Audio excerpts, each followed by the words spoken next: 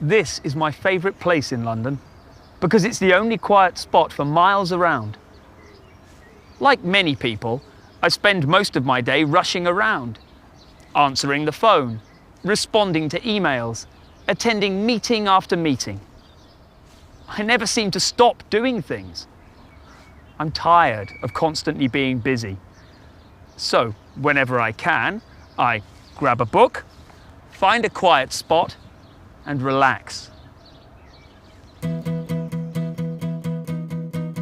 But then, after a while, I get bored. My mind starts wandering and I zone out. So I swap my book for my phone and go online. Then I check my emails, and before I know it, I'm working again.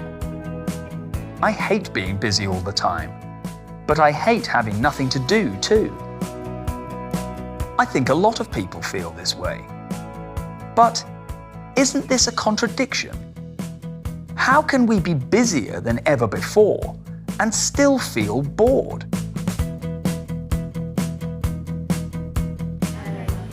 The first answer is that while we may all feel a lot busier, statistics show that we actually work a lot less than we used to. In Germany, for example, people work 41% fewer hours than they did in 1950. In the Netherlands, people work 40% fewer hours. In the UK, people work 24.6% fewer hours. And even in the USA, where working hours are generally longer than in Europe, the average employee spends 10% less time working than they did 65 years ago. So why do we feel busier? One reason might be that the boundaries between our home life and our work life are blurred.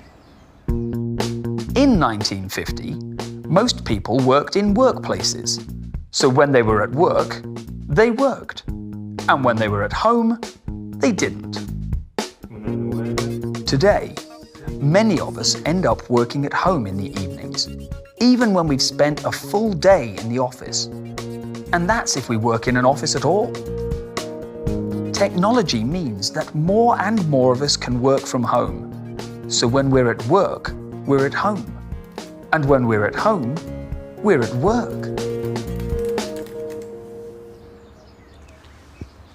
Although we're working less, we never really switch off. So we feel busy all the time. And because we're used to feeling busy all the time, we get bored easily. In fact, the modern concept of boredom is relatively recent. The word itself first appeared in the Charles Dickens novel Bleak House in 1852.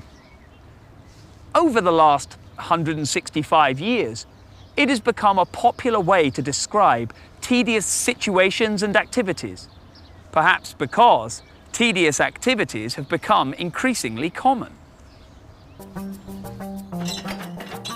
Before the 19th century, most people's jobs were physically demanding. However, the Industrial Revolution created factories and production lines. These production line jobs were usually very, very repetitive, and as a result, boring. As the world industrialized throughout the 20th century, they became much more common.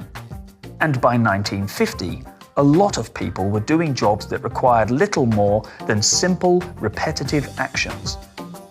As a result, boredom became a very common problem.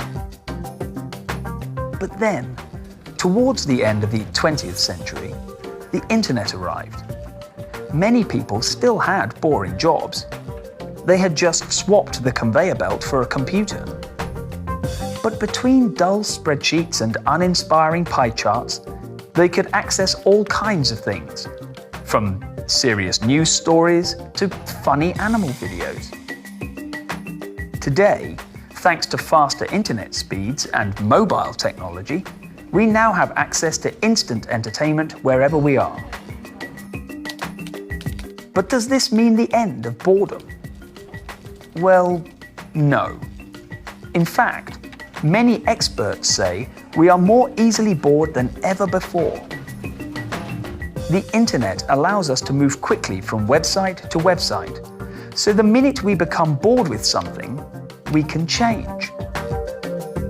This culture of instant gratification has resulted in shorter attention spans, and as a result, we quickly become restless.